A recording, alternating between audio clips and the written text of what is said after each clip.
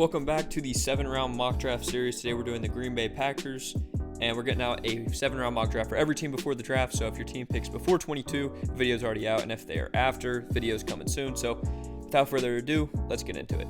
So I'm actually going to think about trading up here, and I'm going to see what we can, because the Packers are in this kind of win now mode.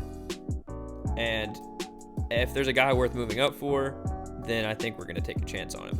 So with Neal here at 10 and the Jets having him, this is going to be one that I definitely want to move up for. And we're going to see what kind of value we can give them. So 28, 59, and a 3 next year. And that's going to get us up, and we're going to grab Neal at 10. Garrett Wilson's going to go there. Sherman Duffy's going to go there. Now Jameson. And we're going to look to get a receiver here. And at 22, with Raimann still on the board, he would have been a good pick here, but that wasn't guaranteed. And now we have a decision to make who we want to bring in at receiver. A lot of good guys here, and this is actually going to be a tough pickup because I like a lot of these guys on the board. And I want to probably get 2 guys in the building at receiver, and I'm trying to gauge which ones are going to be the most important. And I think, despite what their rankings are, George Pickens, I think, is the best receiver on the board. And I just cannot pass on him at 22. There's a lot of great guys here like Christian Watson, and I really like Treylon Burks, obviously, and Sky Moore, but George Pickens is that guy for Green Bay, and I think he would just be a really good X receiver to grab. And I will be back at pick 53. Okay, so here we are at 53.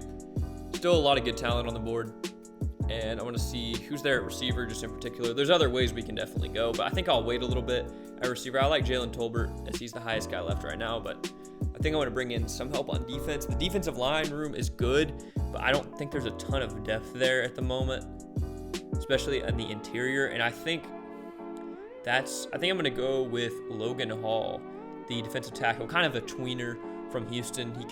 He's versatile, and I think he'd be a really good addition to the Packers defensive line to play 3 tech, 5 tech, and maybe even a little more than that. But now we'll get down to pick Khalil Shakir, Alec Pierce are going to go. I think I might move up, but I'm not exactly sure. I can't see it. That's my only issue with the PFF thing is when you pause to trade up, you can't see who's on the board. So we're just going to sim it all the way down to pick 92.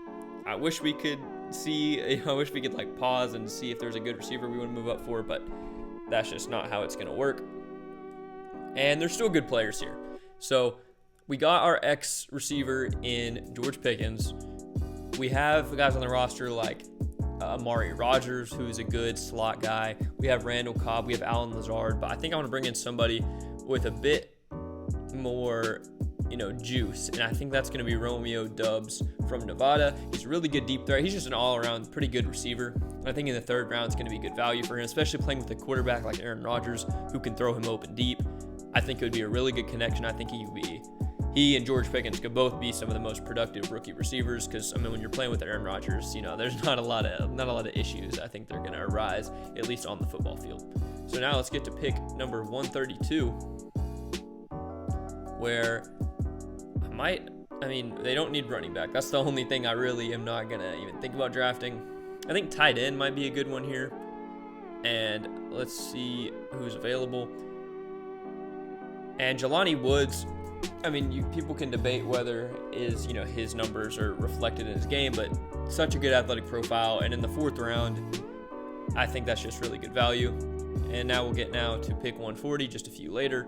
And not sure who I want to go here so far. We might get another tackle, another offensive lineman, but because injuries have just kind of really wrecked the Packers offensive line in the last couple years. And even though it's a good offensive line, without injuries, you never know. So, yeah, I think I'm going to go with a tackle here. I think I wanted to take I might have missed somebody. Eze from TCU. I believe I might be butchering that. Definitely a possibility. But I think he's a good tackle and a guy that can be at least a good swing tackle for them for the foreseeable future. Just a huge guy. And we're going to bring him in here in the 4th round. Now on to pick 171. I'm not sure there's really any other pressing needs for the Packers. Could get a linebacker for linebacker depth. I think that's what I'm going to probably do. But other than that, I can't think. I mean, just maybe some more defensive linemen. That's about it. Because, I don't know, at safety and corner, I think we might get a safety late, but I'm just not too worried about that. And let's see. And Bo Melton is still here. I mean, that's just kind of, that's a little ridiculous. I think he's better than a 5th round player for sure. And actually, yeah, we're going to go with Uwazurike from Iowa State, rather. And I think that's a good pickup at edge. Just getting some more guys in there because Darius Smith he left. So I mean, they still have Preston and they still have like Rashawn Gary and Kenny Clark, but getting some rotational guys I think is going to be important for them. And now we are down to pick 228, and I'll be back after this sim. Now we're here at 228, and I think I'm going to go linebacker here for linebacker depth. We'll see who's on the board. Actually, we might look to trade. Commanders at 230.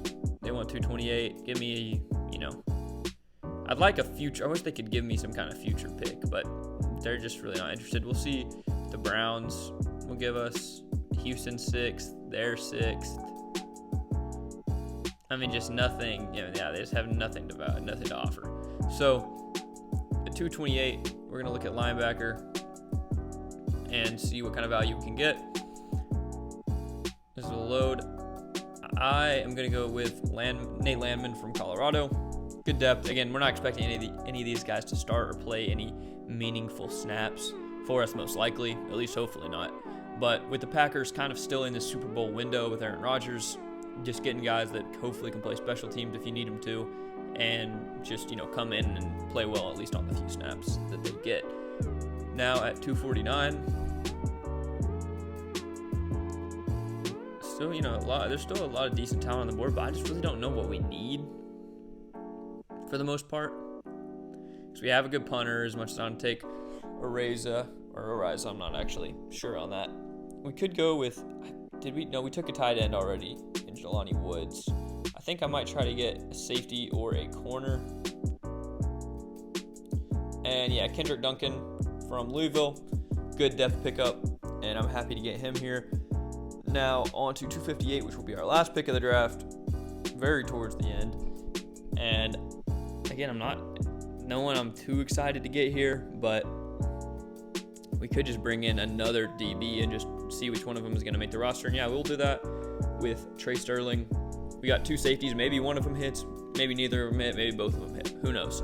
But I'm happy getting those both at the end, and now we'll see how PFF grades us. I think this was a good draft, addressing most of the Packers' needs. I kind of forgot we moved up for Evan Neal in this draft. I know he's a bit raw compared to some of the other guys, but still, I think he's better than some of their other options.